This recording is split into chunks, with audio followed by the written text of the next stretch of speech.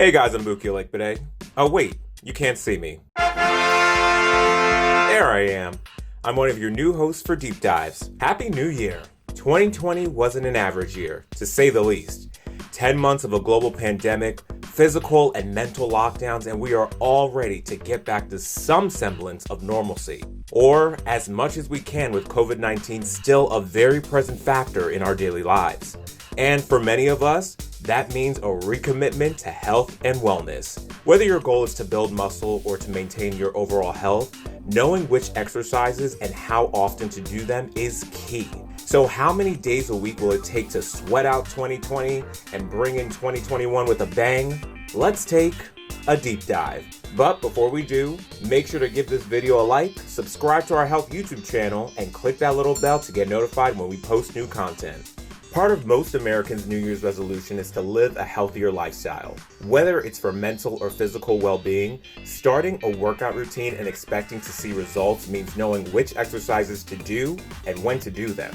And the bigger question, how many days a week should you work out?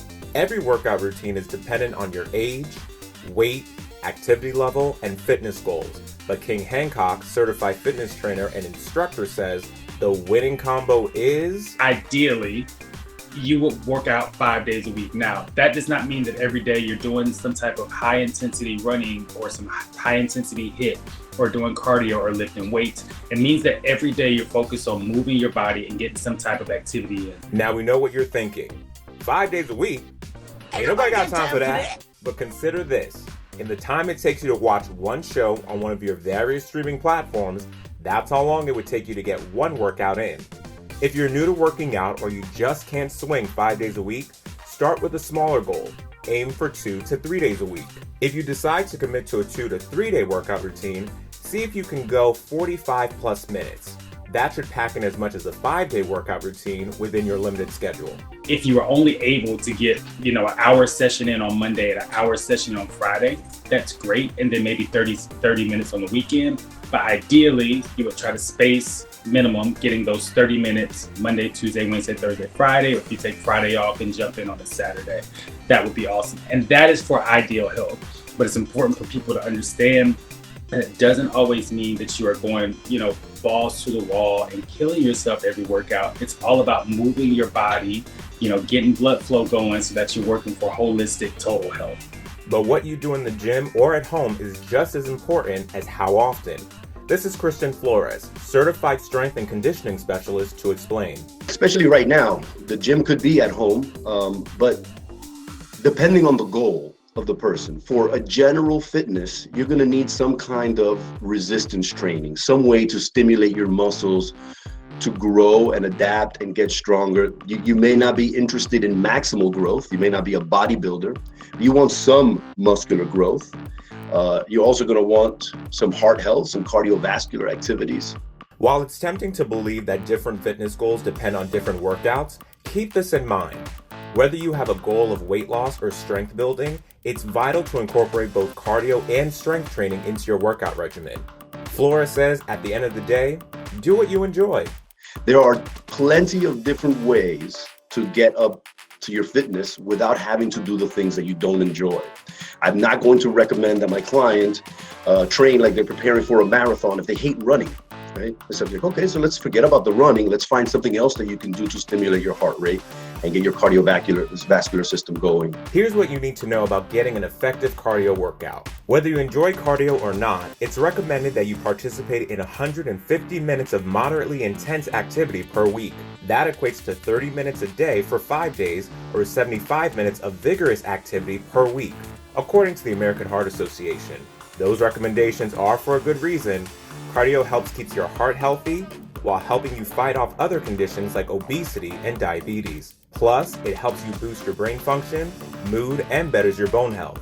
It's pumping blood, it's getting oxygen, it's helping to remove toxins. So cardio is important because it works your heart muscle, to keep it simple. And when you can perform cardio, even if you're not getting a bunch of strength training in, that is going to move you towards optimal health. And the side effect of that oftentimes is that you're going to drop a few extra lbs if you have some extra pounds to drop.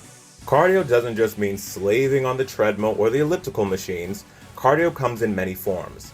From dancing to walking and hiking, biking or swimming, they all count as cardio. Both Flores and Hancock recommend HIIT, high-intensity interval training, or Tabata as the most effective and efficient forms of cardio. Tabata is a protocol of high-intensity interval training, and the ratio is 2-to-1. It's 2 times as much work as rest.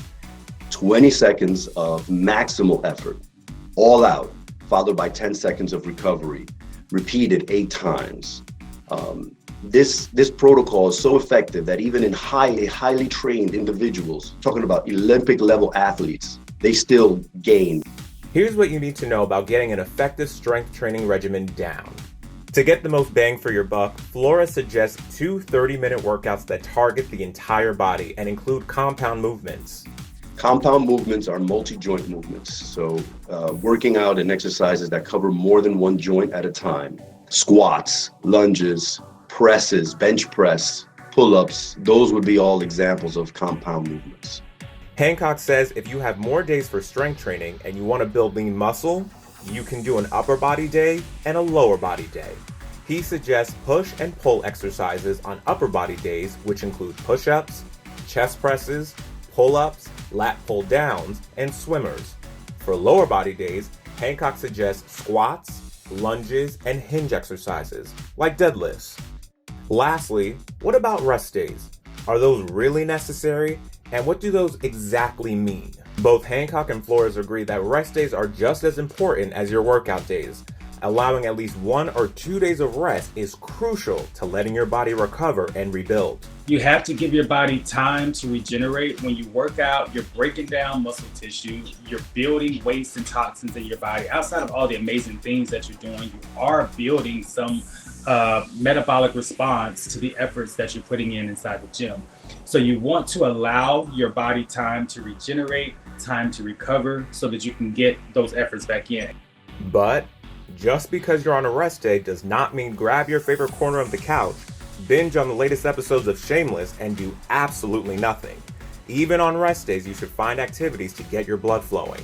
Sometimes a rest day needs to be exactly that, a rest day. Say what? Sometimes a rest day is just a walk.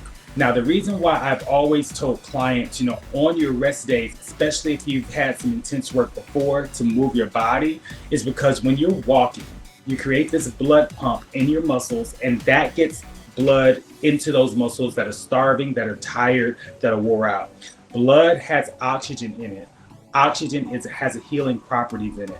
So it's best on your rest day to do some type of movement, because that blood pump and getting that blood flow is actually going to make you feel a lot better the next day. Whether you plan to ring in 2021 with a 5-day routine or a 3-day routine, it's important for you to know and listen to your bodies. What works best for one may not work best for all. The key is to take your health journey at your own pace and to add variety whenever you can. And remember, the more you like the activities you're doing, the more you'll keep coming back for more. So find what you enjoy most, switch it up from time to time, and watch your health transform. It's really important not to do too much. I understand, especially during right now, it's January, people, they make these commitments to themselves and they want to go all in when they haven't been, and they run out of steam and then they don't do it anymore. Humans in general, we don't respond really well to change, rapid change. It's almost like cooking a frog. You got to put them in cold water and turn the heat up slow. You have to track what you're doing. You cannot manage what you don't measure. So it's really important, if you're really going to take it to that level, like I'm really trying to maximize my fitness, that you keep a journal and that you keep a track of the things that you're doing and keep track of how you feel, so that you can look back and say, wow, I had this period where I did really, really well. Things were going great. Let me look back and see what was going on. It's like, oh, I was sleeping a lot, I was eating properly, or I was doing this type of programming 4 days versus 3 days. And that's how you learn over time what's going to be optimal for you. Whew, I don't know about you, but I feel like 2021 is going to be the year of health and strength. If you like this video, make sure to give it a like, subscribe to the Health YouTube channel, and click that little bell to get notified when we post new content. Lisa, my co-host, and I will be bringing you new deep dive episodes every week that tackle the health issues you want to know. I'm Buki Lekbere, and I'll see you next time. Stay healthy, deep divers.